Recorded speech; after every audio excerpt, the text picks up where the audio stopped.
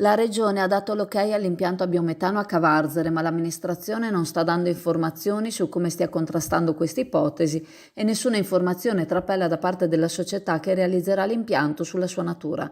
Un impianto che comunque, a quanto afferma il gruppo consiliare del Partito Democratico di Cavarzere, dovrà lavorare quantità enormi di liquami di animali a meno di 1 chilometro in linea d'aria dal centro della città, liquami provenienti da tutta la regione Veneto. Il gruppo esprimerà la propria contrarietà in una conferenza stampa il giorno 6 luglio alle 16 alla sede del PD.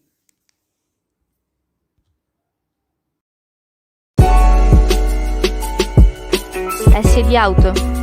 Aperta a tempo pieno tutte le sue attività di vendita nella sede di Borgo San Giovanni 1195 a Chioggia e in quella di via Emanuele Filiberto 27 ad Adria.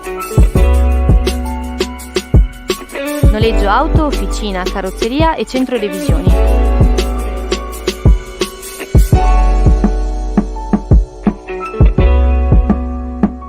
SD Auto vi aspetta.